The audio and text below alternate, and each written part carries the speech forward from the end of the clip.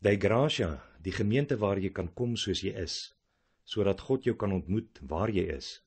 Saam stap ons op jou journey van genade. Here, wat 'n voorreg vanoggend om U te aanbid. Die naam op te hef, Here, en 'n verklaring te maak. Sê hoe groot is U. Dankie, Here, vir wat U in ons lewens beteken en wat U is. Dankie, Heilige Gees, dat U vanoggend by ons kom stil staan by elke hart. Dankie dat U vanoggend elke behoefte ken. Dankie, Here, bo alles dat U ons eerste lief gehad. Ons verklaar net vanoggend, Here, ons het U lief. Ons verklaar U is die koning bo alle konings. Die Here van ons harte. Here, vanoggend wil ek bid vir die woord dat die saad wat sal uitgaan in die woord in harte vasgeanker sal wees, Here. Dat U daardeur verheerlik sal word, Here. Kom spreek in ons lewens vanoggend. Ons bid dit in Jesus naam. Amen.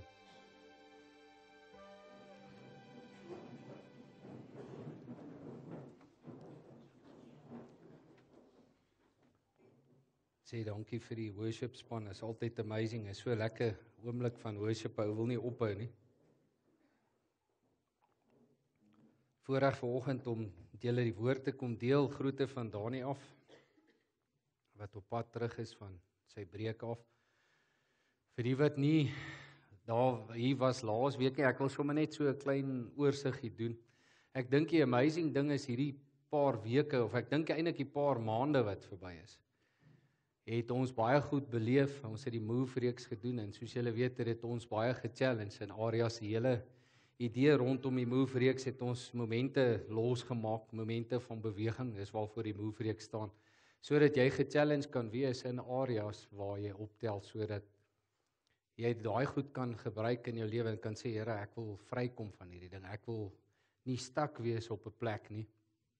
En ek laasweek het ek die Move reeks gebruik en gesê, okay, uit die Move reeks uit het ons nou die goed gehoor waarin ons wil move en ons het dit actually gedoen. En my tema laasweek was gewees die wat nou saam met God. Met ander woorde, en ek het so 'n bietjie oor die koninkryk. Ek gaan julle net agtergrond gee oor dit. Gepraat oor hoe pas dit in die koninkryk. Genade is vir my en jou voorberei deur Jesus Christus, nie net om in hom te wees nie, maar ook deel te wees van sy koninkryk. En ons het so 'n bietjie gepraat oor ons stand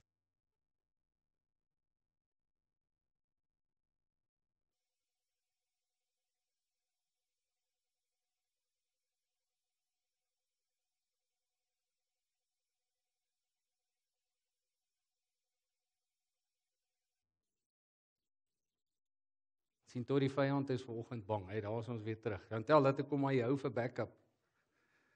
Dankie. Sien, nou is ons gewapen. Hulle sê ons dra 2, jy weet nie net 1 nie. Sê vir alles hier van Brakpan afkom. Maar alright, so ek dink die vyand like nie wat ons vanoggend gaan deel nie, want ek glo regtig wat ek met jou deel in hierdie 2 weke is goed wat jou op 'n plek gaan kry waar jy gaan deurbraak sien in jou lewe. Die goed wat ek oor gedeel het was rondom koninkryk, jou stand as Christen is ons bevoorreg om te besef dat God is in ons en ons is in hom, né? Julle het daai al deel in ons boodskap en ons preke gehoor. En dan het ek daar gesê ons verstaan nie altyd wat is my en jou funksie in die koninkryk nie. En dis baie belangrik om jou funksie te verstaan, jou rol. En ons het gekyk na die woord koninkryk, wat beteken koninkryk? En dit kom uit die Griekse woord wat beteken Basileia. Dis nou nie daarop nie, so jy moet laasweek se preek kry as jy daai goed wil hê. En Basileia beteken heerskappy. Nou as ek en jy verstaan die heerskappy, en jy vat die skrifverse in die Bybel wat praat van koninkryk, en jy sit die woord heerskappy daar, en dan verander dit regtig dadelik onmiddellik jou verstandhouding rondom dit. Matteus 6:33 sê, soek eers die koninkryk van God. So soek eers die heerskappy van God. Hoe heers God? Met sy gees deur my en jou. Dis hoe hy heers. En God het jou hoe kan ek sê, toegerus om dit te kan doen. So dit was die deel op koninkryk. Dan die areas van koninkryk het ek julle mee 'n bietjie gechallenge, en ek het net so 'n paar daarvan genoem en gesê, die koninkryks areas wat God jou voor toegerus het. Ek het gepraat van jou lewe in die koninkryk om te kan onderskei tussen gees en vlees. En dan het ek gepraat van jou huwelik wat ook 'n koninkryksarea is. Ons wil dit nie altyd hoor nie, maar hoekom het God dit 'n koninkryksarea gemaak sodat jy liefde kan ervaar en ook kan weet hoe om dit uit te gee in daai koninkryksarea. Die ander een was jou werk gewees waar die Here vir jou talente gee om in die koninkryk jou talente kan uitleef. En die ander ene wat ek gedeel het was jou verhoudings met ander mense wat seker die oudste ene is in ons lewe. En die doel daarvoor is dat die Here jou in koninkryk aan verhoudings blootstel is sodat jy genade kan leef na ander toe. Dit was 'n goeie plek vir almal. Alright, so God het jou ontwerp om te heers en dan het ek julle gechallenge met die vraag en die vraag was wanneer laas het jy beheer geneem oor hierdie koninkryksareas in jou lewe? So vir die wat laasweek hier was, dit nie was nie, daar's 'n quick wrap up vir jou. So daai areas as al iets highlight by jou wat die Heilige Gees vir jou wakker maak, kom ek en ek challenge jou en sê, okay, en ek challenge myself ook, is in hierdie areas, wanneer laas het jy beheer geneem daaroor? Sien, ons moet opnuut die Here vertrou vir alle areas van koninkryk in ons dag tot dag lewe en ons ervarings, want ek en jy het baie verskillende ervarings, ek seker jy kan saamstem daarmee. So wat ek vandag 'n bietjie wil aanraak om dit net verder te vat, soos nou op die koninkrykstema is, laasweek was die wat nou saam met God, okay, so wat nou, jy's in die koninkryk, die hoe nou is vandag. Want jy kan dalk nou laasweek gesê het, okay, ja, ek is in die koninkryk, maar hoe bewerkstellig ek hierdie goed in my lewe? Hoe sien ek deurbraak in my koninkryksareas in die lewe? So dis die hoe nou saam met God, wat ek vanoggend met jou wil deel. En sê vir die ou langs jou, jy gaan gechallenge wees vanoggend. Miskien kyk hom diep in die oë en sê, jy gaan gechallenge word. Julle weet self in ons preke, die idee is om jou te challenge, nie om jou skuldig te laat voel nie, maar jou op 'n plek te kry waar jy self eintlik die antwoorde by God kan kry, sodat jy dit kan ervaar en daarmee kan loop. Dis regtig die doel daarvan. So hou vas aan jou stoel vanoggend. Wat moet ek en jy doen as ons deurbraak wil sien? En daar's 'n eenvoudige antwoorde vir hierdie goed in die koninkryksbesluite is, nommer 1, maak God deel van die besluite. En nou, ek het daar in hakies gesit, alle besluite. Want dit is baie maklik, weet ons maak ons party besluitjies self, en dan gee ons 'n paar vir die Here. Die moeilikes kan die Here handle. Weet ons sal die easy klomp doen. Ons doen dit as mense. En dan die ander een as ons wil deurbraak sien is, vertrou God, en dan het ek ook gesê op alle vlakke. Jy sien, ons vertroue baie keer is in goed wat ons voel vir ons reg is, op daai oomblik en op daai tyd.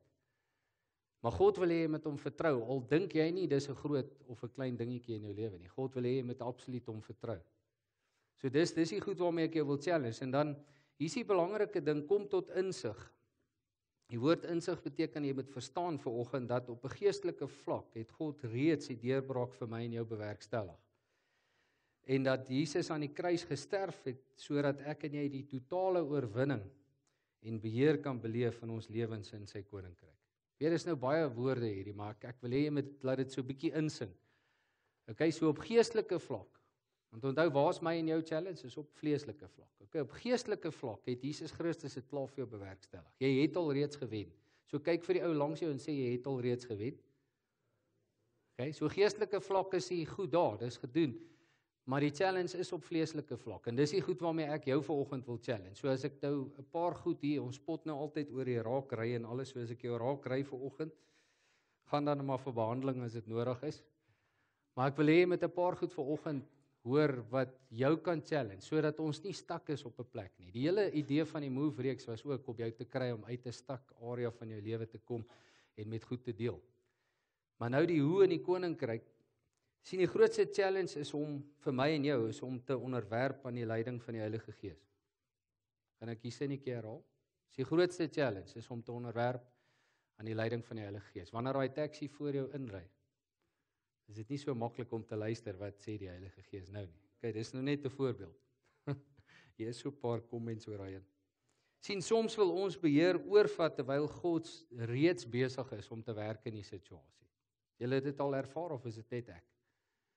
Baie keer dan wil jy nou net inkom en jy wil hierdie ding bullying 'n China shop, maar eintlik het die Here klaar begin werk in daai persoon se hart of in die situasie begin werk. En ons probeer dinge uit ons eie krag, met ander woorde jou fisiese en jou emosionele areas probeer jy goed uitsorteer en dis waar ons seer kry, in plaas van om op die krag en die werking van die Heilige Gees in ons staat te maak. So dis die goed waarmee ek jou wil challenge vanoggend. Die geestelike oorwinning kom van God af. Ons het dit nou net vir mekaar gesê, ek wil jou 'n skrif gee daarvoor. Sagaria, ek lees uit die Engelse skrifte uit, sal nie omgee nie, so as jy 'n paar souties is vanoggend, kan jy bly wees. Maar hierdie is die Contemporary English Version, dis die eerste skrif, okay?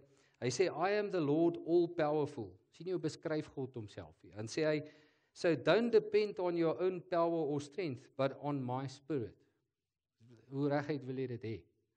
In die ander vertaling in die NIV praat hy hiervan, hy sê, not by might, nor by power, but by my spirit, says the Lord Almighty. Sien, God wil hê, ek en jy moet hom vertrou, en vertrou op sy gees in ons. Hier is die belangrike ding. Ek dink die mooi ding uit daai skrif vir my, sien God moes dit hier aan die mense bekend gemaak het. Dis hoekom hy dit daar in daai skrif gesê het. Julle weet, uit Sagaria het kom uit sy die Babelse tyd uit sy Ou Testament.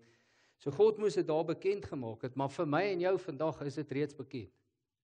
Want Jesus het dit klaar kom bewerkstellig. So ek wil jou weer terug reverse na dit toe wat ek nou gesê het. Jesus het dit reeds kom doen. So vandag hoor ek en jy God se stem. Ons het die voorreg om in die teenwoordigheid van God sy stem te kan hoor. Dis mos so 'n fancy spiritual ding in die kerkwêreld, jy weet, party ouens hoor mos blykbaar by die Here en ander nie. So vandag wil ek vir jou sê, jy hoor by God. Moenie twyfel daarin nie. Jy weet, ons het baie keer challenge mense jou daarin, jy weet, hy kom, ek het net 'n woord vir jou. Nou ek het nie iets teen dit nie, hoor my vanoggend. Maar wat belangrik is jy moet op 'n plek wees waar jy glo en vertrou in jou hart dat ek hoor God se stem en ek hoor wat God besig is om vir my te sê. En dan kan jy mos daarop reageer in plaas van die emosies wat ons nou van gepraat het in die plek waar jy is. So geestelik weet ons dat is deur God se gees, maar hierso kom die ding, maar vleeslik is ek en jy baie keer vasgevang. Stem jy saam? Weet nie van julle nie, ek is baie keer vasgevang op 'n plek. As mens mislei ons onsself. Dit klink erg as 'n ou het sê vanoggend, maar hoe mislei ons onsself? Deur ons gedagtes en ons handelinge. Met ander woorde jou dink en doen. Kan jy identifiseer daarmee vanoggend? Ons stel onsself bloot. Want ons ervaar ons 'n aanslag van die vyand af en dan wonder ons nou maar waar kom dit vandaan? Jy het eintlik jouself blootgestel. En dan onderwerp ons aan mense om ons en miskien aan die situasie en dan raak ons emosioneel nog betrokke by dit ook. Wat dit nog meer moeilik maak vir my en jou om daarmee te werk. En dan onderwerp ons aan die verkeerde gedagtes en handelinge. Want jy sien, God wil hê ons moet sy gedagtes hê wat uit die gees uitkom. En daar's baie goed wat jy dink jy aan iemand kan doen of sou wou doen op 'n sekere tyd in 'n sekere plek. En dan hier is die belangrike ding wat ek hier aan die einde gesit het, ons word self slawe van ons omstandighede. Nou die woord slawe, dis eers toe ek hierdie goed raak lees, toe dog ek, alright, en eintlik word ek en jy aan daai elke dag, heeldag blootgestel. Jy sien wanneer ons droog maak ek en jy, ons mos baie keer 'n mentaliteitsding, ons dink ons maak heeltyd droog. Dan begin ons 'n slaafmentaliteit ontwikkel. Die beste voorbeeld daarvan, en dis nie op die bord nie, is in Lukas 15 van die verlore seun. Ons almal ken die storie. Hy het gegaan en sy erfdeel geëis by sy pa. Hy het dit gaan uitmors. En toe het nou swaar gaan met hom en die challenge is daar, het hy 'n ding in sy gedagte gehad. Hy het gesê aan my pa het wie weet hoeveel slawe. En hulle almal het kos en hulle almal het 'n dak oor hulle kop. En toe besluit hy sal teruggaan na die pa toe. Jy sien, en toe is hy sommer ook bereid om 'n slaaf te wees. Maar eintlik bly hy seun van God. Sien, dit was Jesus se idee met daai boodskap. Hy wou seker maak hierdie fariseërs hoor dat jy is 'n kind van die Vader. So, jy sien die mentaliteit van slawerny kom van my en jou af. Is ons wat daai prentjie bou. Jy skilder mos jou eie prentjie van hoe erg iets is. Baie keer hoor ek mense in counselling en monoloog oor goed, dan dink ek, wag, hierdie is eintlik so 'n klein dingetjie, maar hulle maak so groot ding daarvan. En nou dis daai goed wat ek jou mee wil challenge vanoggend. Hier is die belangrike ding, is gehoorsaamheid en hier is die ding rondom gehoorsaamheid. Aan wie of wat is jy gehoorsaam? Nou die Engelse woord vir dit is obedient. Nou, gehoorsaamheid, die betekenis van die woord gehoorsaam. toe ek die ding gaan opkyk, toe besef ek, wow, is eintlik so eenvoudig. Weet, ons het mos 'n vreeslike groot ding aan gehoorsaamheid gemaak, maar hoor wat is dit? Dis om iets na te volg. Die Engels sê to duplicate. Dis eintlik gehoorsaamheid. So wanneer God van my en jou gehoorsaamheid verwag, dan verwag hy net dat ek en jy moet dupliseer wie sy gees binne in jou is. Is dit nie amazing nie? Dis die mooi ding van gehoorsaamheid. Weet, gehoorsaamheid het mos 'n lat geword wat my en jou pak slaag gee. As jy dit hoor, dan hol jy klaar weg, want ek was dan nou ongehoorsaam, jy weet. En mense haak mos daarby vas aan die begin van die woord ook toe Adam en Eva gesondig het. Hulle vra, wat was die sonde? Dan sê hulle was ongehoorsaam. Nee, ongehoorsaamheid was die nagevolg. Eindelik was die oorspronklike sonde, hulle wou onafhanklik van God wees. Hulle het die leuen geglo. En toe wil hulle onafhanklik wees, en omdat hulle onafhanklik leef, het hulle in ongehoorsaamheid geval.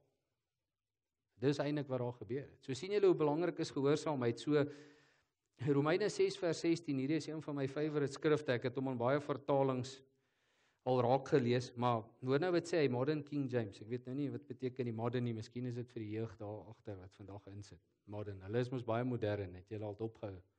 Die kinders, hulle het daarom 'n paar goed aan hulle wat inpas, jy weet so.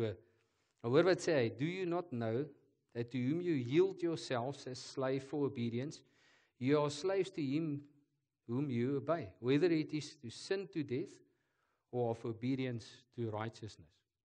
Dis 'n baie powerful skrif hier. Ek wil nou vir net 'n ander vertaling ook wys, maar onthou, die righteousness wat hy daarvan praat, ons het laasweek daaroor gedeel, is jou stand met God. Geregtigheid is hoe God jou sien, die oë waarmee God na jou kyk. En God kyk met geestelike oë na my en jou. Hy kyk nie na die 70 foute wat jy al gemaak het nie. Sy hoop is op die potensiaal van sy gees binne in jou. Dis righteousness. As ek dit so vinnig kan opsom, is eintlik nou 'n hele preek vir 'n ander dag, maar hoor die ander vertaling in die Afrikaanse nuwe vertaling. Hy sê julle weet tog as julle aan iemand onderwerp om hom as slawe te gehoorsaam, is julle die slawe van die een aan wie julle gehoorsaam is. As dit die sonde is, beteken dit vir julle die dood. Die skrif is baie reguit. En dan sê hy as dit gehoorsaamheid aan God is, beteken dit vryspraak en lewe. Ek like hierdie laaste deel van die as dit gehoorsaamheid. Nou gehoorsaamheid onthou is om 'n navolger te wees. Met ander woorde, as dit 'n navolger is, 'n aksie is van navolg of om God te dupliseer, dan sê hy dan beteken dit vryspraak en lewe. Hoekom? Want die gees van God bring vryspraak en lewe in my en jou lewe. Jy kan weer die dag toe jy ja gesê het vir die Here, is jy so vry soos 'n voëltjie. Is dit nie? Jy wou almal om jou bekeer het. Jy wou die wêreld verander het. Jy het die guts gehad om dit te doen ook nog. En dan so somewhere along the line dan fade dit so 'n bietjie weg in ons lewe en vergeet ons dat God het jou eintlik toegerus daarvoor. Nou hier is die vraag vir oggend, waarvan is jy 'n slaaf? Of miskien kan jy dit verander in 'n ander sin en sê, hoekom is ek stak waar ek is? In slawerny begin dit gaan oor die eie ek. Okay, soms is dit onbewustelik. Ek het dit as prins daar in hakies gesit. Okay, so jy het 'n free ticket nou gekry. Soms is dit onbewustelik. Okay, so in slawerny begin dit gaan oor die eie ek en my behoeftes. Sien jy die ek en die my? In plaas van ander en God se doel en plan vir my lewe. So ek wil dit bietjie vir jou highlight vanoggend. Ek weet dis 'n seer plekkie, maar hou vas. Ons gaan nou verder ry. Ons gaan nou weer jou op die plek kry waar jy kan happy voel. Okay?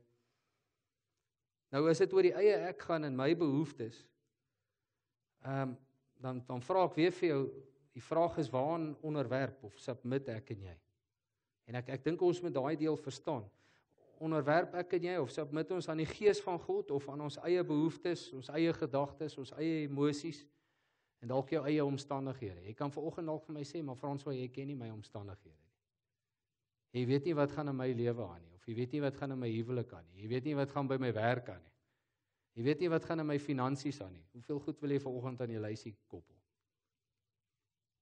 So die definisie van onderwerp, hoor hoe mooi is hierdie, dit is vir my, hierdie ding is so vas in my kop, né? Ek het hom in Engels hier, want hy's net mooi in Engels. Submission is honoring the purpose of God and others above yourself. This doesn't mean that you have to be a slave, but that you apply God's authority correctly. Dis mooi hierdie ding. Ek wil hom weer vir julle lees. Submission is honoring the purpose of God and others above yourself. Sien die eie ek is nou weg. Dit gaan nie oor jou meer nie. This doesn't mean that you have to be a slave, but that you apply God's authority correctly. Nou daai woord apply beteken actually om aksie te neem. So ek wil jou vanoggend challenge om aksie te neem. Ons challenge jou al vir die laaste 2 maande met die reekse om aksie te neem. So dis hoekom ek dit vanoggend met jou deel. Hier is die belangrike ding. Die skrif vir daai neem aksie is Jakobus 4 vers 7, James 4:7. Hy sê daar, therefore submit yourselves to God, resist the devil and he will flee from you.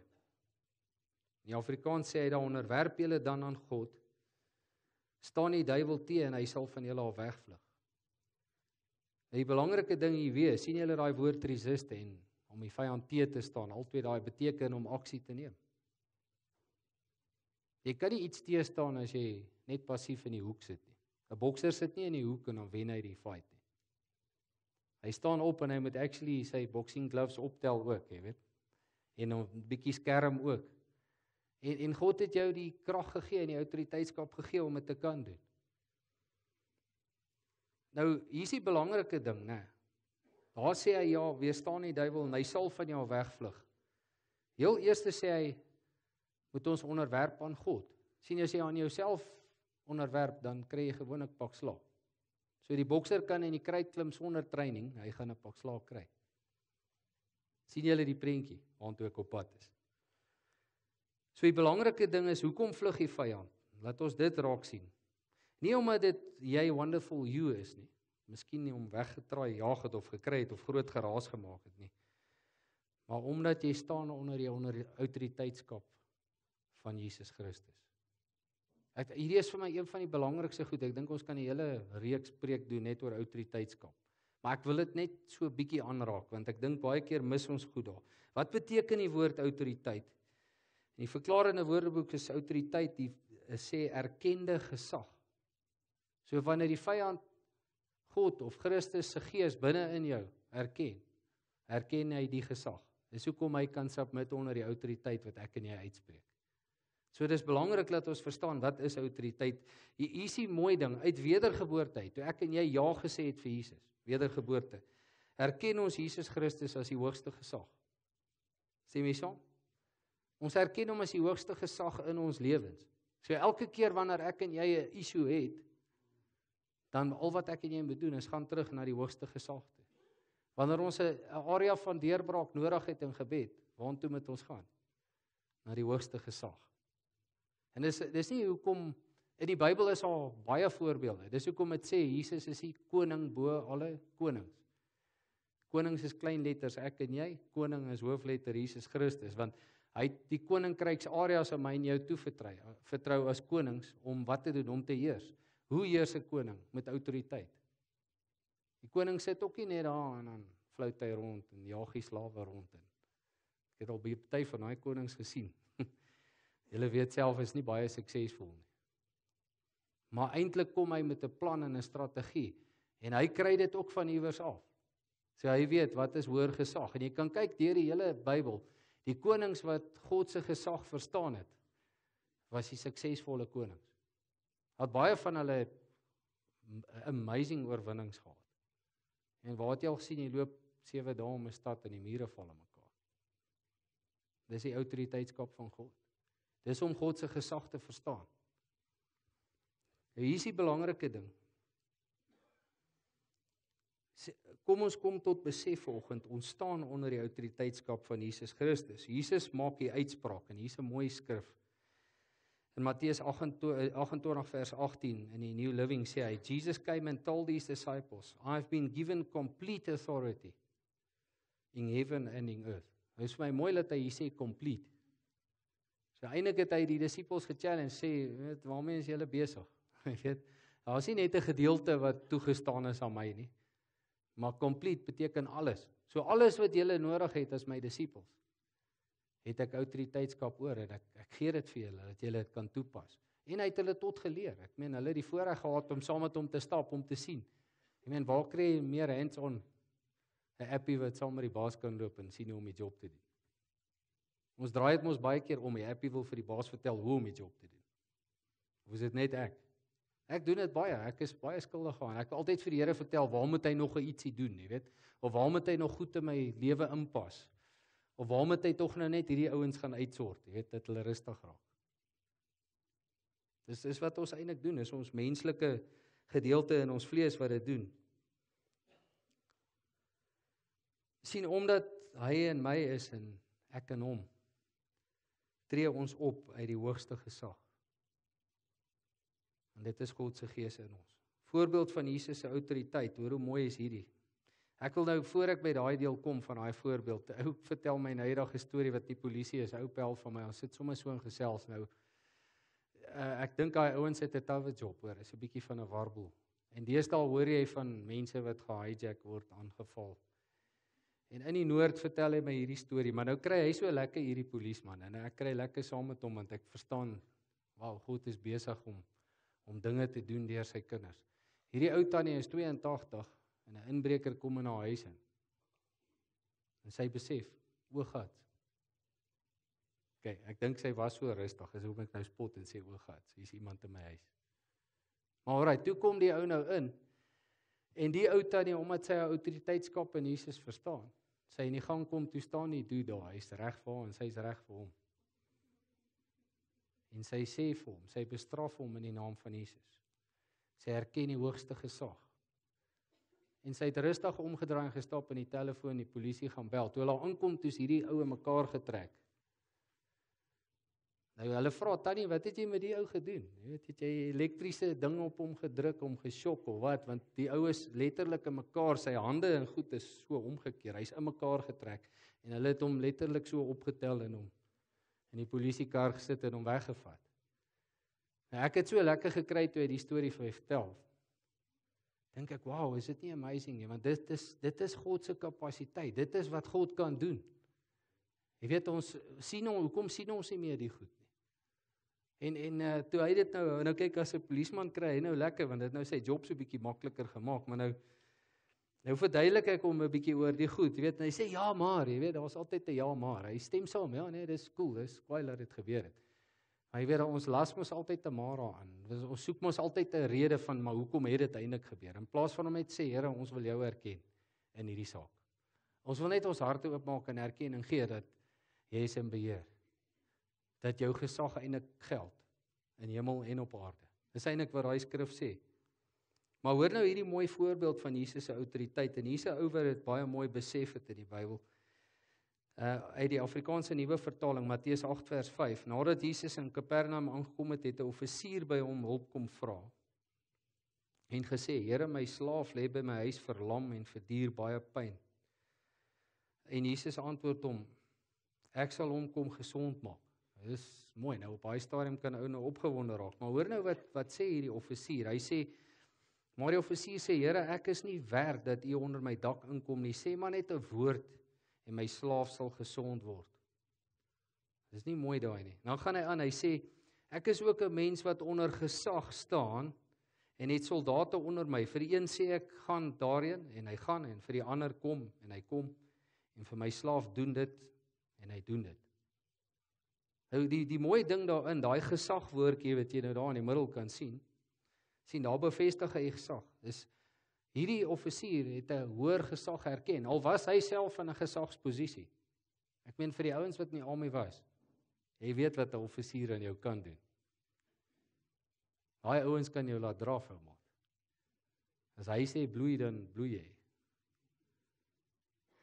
Maar hierdie ou kom en hy staan in gesag, en kyk hoe erken hy hierdie gesag van God. Hy sien dit raak, en hy in sy hart, ek meen, hierdie ding het my gestuur toe ek dit lees, besef ek, wow man, hierdie ou se geloof is amazing, want hier gaan dit verder, hoor wat sê Jesus in vers 10, hy sê, Jesus was verwonderd toe hy dit hoor, en hy sê vir die mense wat agter hom aangekom het, dit verseker ek julle, ek het nog by niemand in Israel so 'n groot geloof teëgekom nie. Dit is powerful, hè? 'n mooi ding wat Jesus eintlik oor hierdie ou sê. Jy sien, deur autoriteitskap te verstaan vanoggend, wil ek vir jou sê, kan geloof tot werking kom. Daar's 'n bewys van dit. Ek wil dit herhaal, deur jou autoriteitskap in God te verstaan, kan jou geloof in werking kom. Ek gaan dit nou vir jou verduidelik. Jy sien, deur slegs 'n woord te spreek verander die offisier se slaaf se hele lewe. Hy was in pyn, hy was verlam. En hierdie ou kom uit compassion uit, en omdat hy hoër gesag verstaan, kom hy en hy sê, spreek net 'n woord. En deur daai gehoorsaamheid en deur daai geloof, act of faith, is daai slaaf genees. Nou wil ek vanoggend net so 'n paar vrae dan gooi en sê, hoe groot is jou geloof? Of, kom ek rephrase dit, erken jy hoër gesag vanoggend in jou lewe? En waarvoor vertrou jy miskien vanoggend vir God?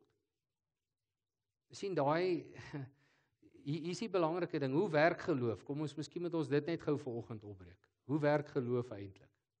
Jy sien, ek challenge jy nou met die ding om te sê, autoriteitskap, as jy dit verstaan, kom geloof tot werking. Nou wil ek hê met geloof verstaan.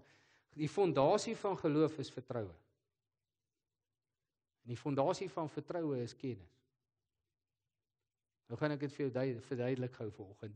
Die kennisgedeelte beteken, ek en jy dra kennis van God se gees binne in ons, die hoogste gesag. As jy God ken, kan jy vertrou op sy plan vir jou lewe.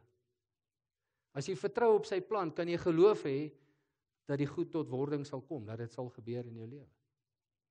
Sien julle hoe werk dit? Maar ons doen ons geloof andersom. Jy weet, ons wil vir die Here sê, hoekom gebeur hierdie goed nie? Maar hier is die sleutel eintlik vanoggend vir jou om geloof te sien in aksie kom. Al wat jy hoef te doen is gaan ken net meer van wie God is. Gaan leer meer van wat se gesag het jy deur sy gees wat binne in jou is. Sodat jy die vertroue kan hê en sê, Here, ek vertrou vanoggend. Al sien ek nog nie die resultaat nie, ek vertrou hier vanoggend vir die resultaat.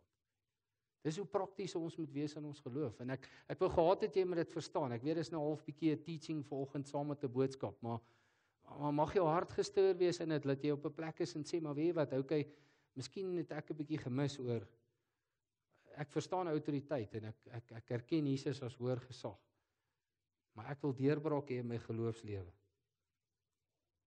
Jy sien, die ander ding is, wat roof my en jou soms om deurbraak te sien? Deurbraak, deur ons woorde spreek ons dood en lewe. Julle ken die skrif daarvoor, ek gaan dit quote, Spreuke 18:21 in die Engels, in die Afrikaanse vertaling sê, dood en lewe is in die mag van die tong, en elkeen wat dit graag gebruik, sal die vrug daarvan eet. Hoor die Engels sê mooi, death and life are in the power of the tongue, and those who love it will eat its fruit. So wat jy gewoonlik spreek, kom oor jou. Het julle dit al beleef?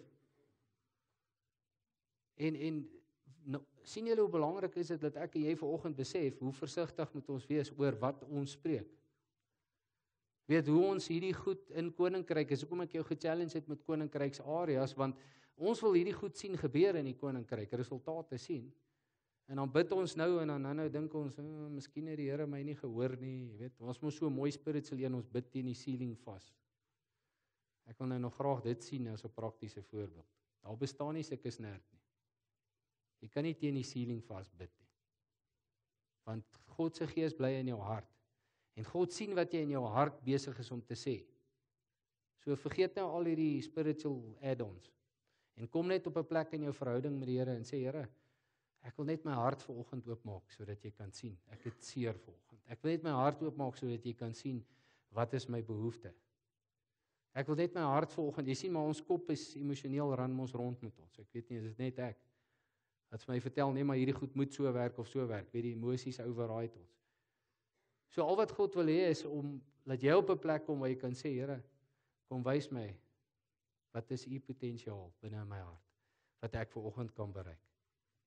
En jy kan dit doen, jy moet dit dalk net baie keer vir jouself sê, daai van dood en lewe is in die mag van die tong. Begin 'n lewende woord spreek oor jou lewe dalk vir 'n begin. En dan oor jou gesin, en dalk miskien oor jou besigheid. En dan miskien oor jou familie. Weet, daar's mos 'n hele lysie vir ons rondom dit. Die vraag vanoggend, wanneer laas het jy lewe gespreek oor 'n situasie of omstandighede? Sien, waaroor praat almal deesdae? Die nuutste buzz is mos nou hierdie chaos wat op die universiteit is. Nou sien ek hier goed op TV en nou dink ek, jy weet, so tyd terug, weet nie of julle onthou, in die stad hier in Pretoria was dit ook daar. En nou het 'n groep studente gegaan en 'n sirkel gemaak en gebid. Ek weet nie of julle dit op TV gesien het nie. En daai ding het nie eers 'n halwe dag gehou nie. Toe is dit goodbye. Nou my hart is seer, want toe ek hierdie goed raak sien, toe dink ek, miskien het ons as kerk gefaal. Want ek glo in my hart, my hele hart, dat die kerk se funksie, ons as 'n gemeente, ons funksie is om gemeenskap te dien en te bereik. Stem julle saam? So somewhere het ons dalk gemis om die jeug dalk te raak vanoggend. Daar sit hulle gesiggies daar in 'n ry vanoggend. Ek's bly julle sit nou sommer hier terwyl hulle deel is van die boodskap. Maar weet, somewhere moet ons op 'n plek kom waar, weet, elkeen is mos hier op sy eie parastoel, jy weet. Ons sal maar aangaan. Maar weer 'n bietjie betrokke raak by dinge wat ons sien, wat uit lyn het is met dit wat God vir ons wil hê.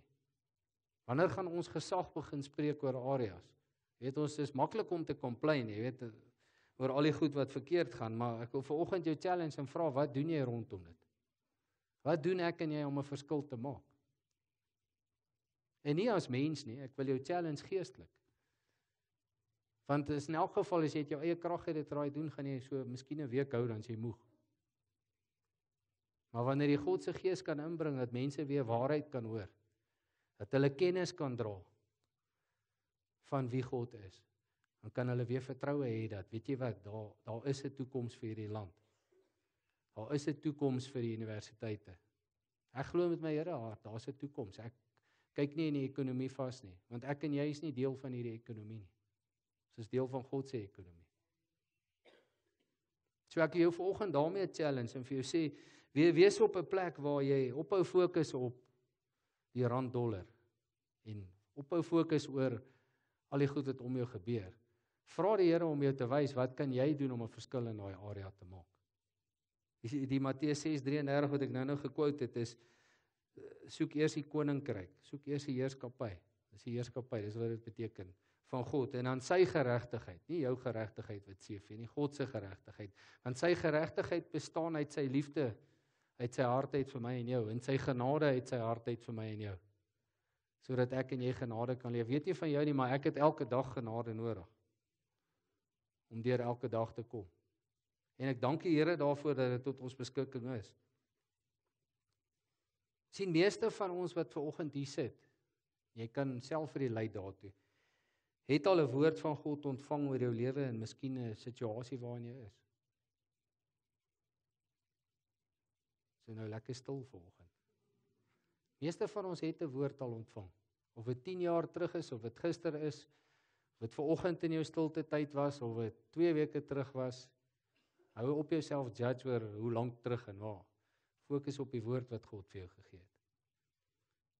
En dan, hier is die belangrike ding, glo jy dat God dit tot vervulling sal bring?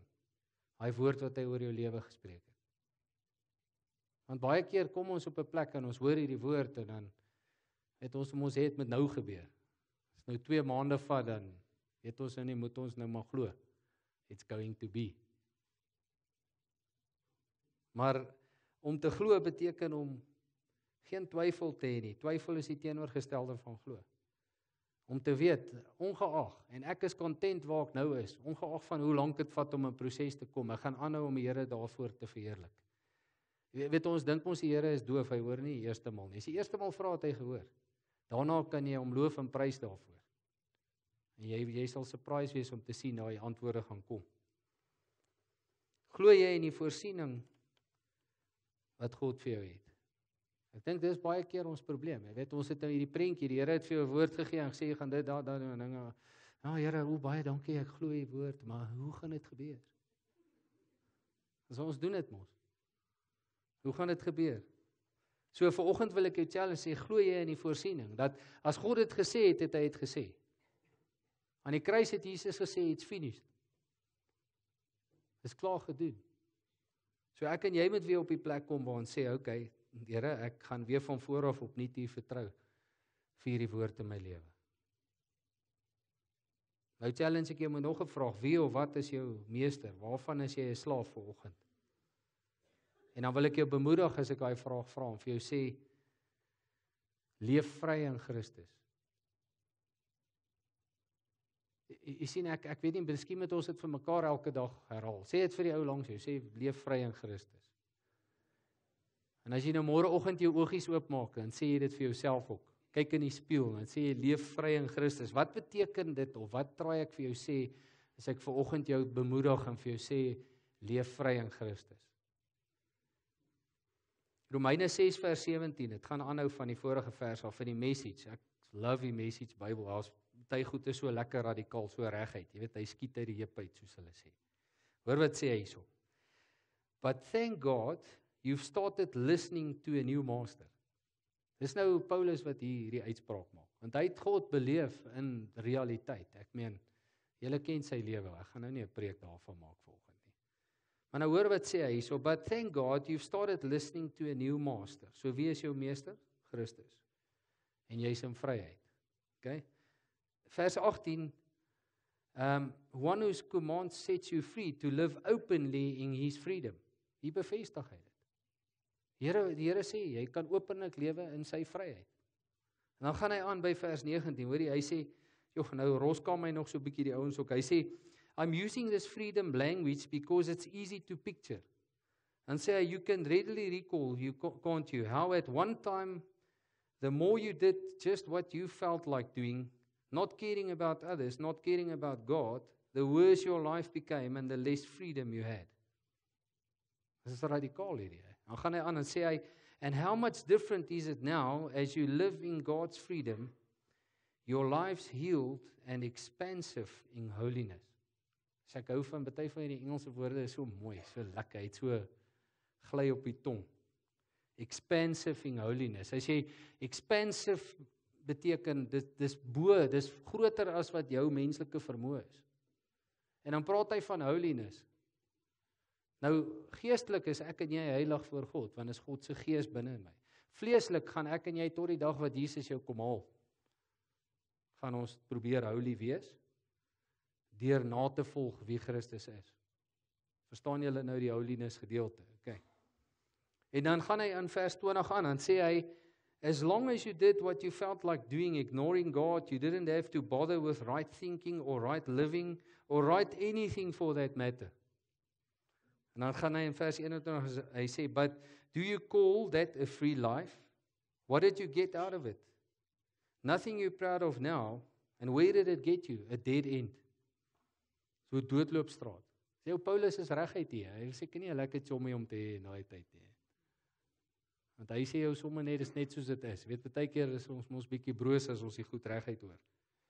Maar hoor hoe mooi is vers 22, dan sê hy, but now, you found that you don't have to listen to sin tell you what to do, and have discovered the delight of listening to God telling you what a surprise. Ons is mos baie keer surprised, jy weet. As ons net so een keer vir die Here luister dan helder ons gesiggie op, as ons baie surprised. Want nou, kyk hoe gebeur alles nou net in my lewe. Dan raak ons sommer emosioneel. Dan sê hy, a whole healed, put together life right now, with more and more of life on the way. So hy encourage jou. Meer en meer van God se lewe is op pad vir jou. Al wat jy hoef te doen is fokus op hom. Nou hier kom vers 23. Nou sê hy sommer nog meer radikaal. Hy bring nou die vergelyking na toe. Hy sê, work hard for sin your whole life and your pension is death. Dis nou nogal motiverend, hè. En in die tweede deel sê hy, but God's gift is real life, eternal life, delivered by Jesus, our master. Is nie mooi nie. Dit wat ek nou vir jou gesê het, hier bevestig hy dit. Jesus Christus het jou klaar eintlik uitgelewer van sonde af, sodat jy in sy koninkryk kan wees. Jy's uitgelewer, weg, jy's vry daarvan, toe jy ja gesê het vir hom. Doen ons nog vleeslike stupid goed? Ja, ons doen. Ek doen baie. Maar dis die plek waar jy gechallenge is. Nou hierso, sien, ek en jy moet besef, en julle weet, ons preek genade in hierdie gemeente. So, genade, die boodskap van genade is, Jesus het dit reeds vir jou bewerkstellig. Miskien moet jy vir die ou langs jou kyk en sê, Jesus het dit reeds vir jou bewerkstellig. Genade is vir jou. Julle lyk nou 'n bietjie meer oortuigend as nou hoor. Ek laat julle praat vanoggend, man. Ek wil hê julle moet excited raak oor hierdie goed, man. Want God wil hê jy moet 'n vrye lewe leef. En ek dink baie keer ons fokus, ons raak distracted, en ek gaan nou weer 'n puntjie aanhaal en net vir jou sê, dit gaan nie oor jou nie. Dit gaan oor Jesus. Ek het, sê my, ek challenge altyd vir Anja, ek het haar sommer laas nog 8 uur toe, wat weet ek soek 'n song vir hierdie preek vanoggend. Want ek het net gevoel, vanoggend kan ons miskien met 'n lied 'n verklaring aan die Here maak. En net vir die Here sê, Here, dit gaan oor jou. Dit gaan nie oor ons of wat ek wil hê vanoggend nie. Die eie ek wat broos en seer is en miskien moet jy uit die pity party uitkom en jouself op 'n jammer kry. En net besef wie is binne in jou, dat God se gees en die potensiaal binne in jou is. En miskien moet ons net weer op 'n plek kom, en ek wil jou met dit challenge, want uit hierdie boodskap het ek regtig gevoel, dis die deel wat vir my uitgestaan het, is om God net weer die erkenning te gee in ons lewe. Vanoggend weer vir hom die erkenning en sê, Here, dankie, dat dit gaan eintlik oor U, dat U vir my bewerkstellig het. Dankie Jesus vir volmaakte prys wat aan die kruis betaal is vir my lewe. Miskien sit jy vanoggend met 'n vraag in jou hart en sê, maar hoe doen ek dit vanoggend? Bely net vanoggend weer jou afhanklikheid aan die Here. Sê net, Here, ek het U nodig. Spreek miskien net lewe oor daai areas waar jy nodig het om dit te spreek en sê, Here, dankie dat ek nou lewe spreek in my huwelik of miskien oor my werk. Here, ek kies vanoggend om U deel te maak van my besluite. Ek kies om U te vertrou, Here, op alle vlakke. En ek kies, Here, om te onderwerp aan die leiding van die Heilige Gees in my.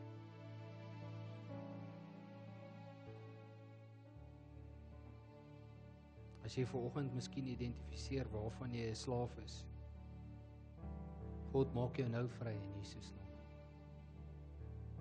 Dankie Jesus vir vrymaking nou, soos wat die Heilige Gees harte bedien. Dat mense nou vrykom in Jesus naam. Vry, ek verklaar hulle vry mense in die autoriteitskap van Jesus Christus. Dat hulle vry hier sal uitstap. Hulle kop sal omhoog hou en sê, waarlik Christus lewe. Here, ons neem nou autoriteit oor situasies. Ons erken U as die hoogste gesag, Here. Ons spreek nuwe lewe, Here. Ons kondig 'n nuwe seisoen aan in Jesus naam.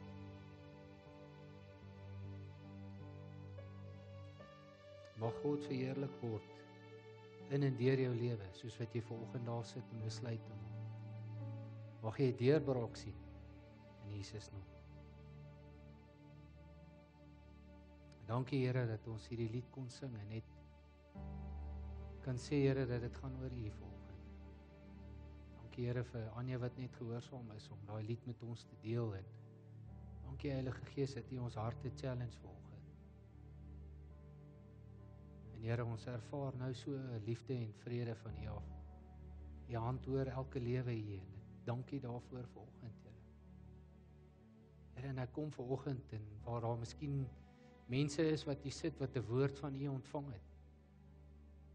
Bid ek laat hulle aksie sal neem en U sal vertrou en glo in dit wat U oor hulle lewens gespreek het, Here. Ek glo vanoggend daar's 'n nuwe seisoen. Here, wys vir my duidelik, daar's areas in jou lewe vanoggend wat jy kan sê, dankie Here, ek weet vandag was die draaipunt in my lewe. Alle eer kom U toe vanoggend, Here, dankie. Dis lekker om net so in U teenwoordigheid te wees vanoggend en U net te ervaar, Here. Wel is ons gechallenge, Here, dankie dat ons net kan terugfokus na U toe. Ons wil U net aanbid vanoggend in U naam ophef, Here. Sê dankie dat U ons goed genoeg ag, Here, om deel te wees van U koninkryk en deel te wees van U liggaam. Here, ek bid dat U getuies hier uit sal kom van mense wat radikaal sal uitstap in aksie en verandering wat sal plaasvind, Here. En Here, dat mense sal jubel oor U naam en weer van voor af U sal erken in ons huise, in ons land, Here, en in hierdie wêreld. Ons verklaar net, Here, U is die hoogste gesag. Ons verklaar ons afhanklikheid aan U, Here. Ons kom sit net vanoggend by U voete en sê dankie, Here, dat U ons liefhet. Dankie dat U nou by harte stil staan. Dis vir ons so voorreg, Here. Ons bid dit in Jesus naam. Amen.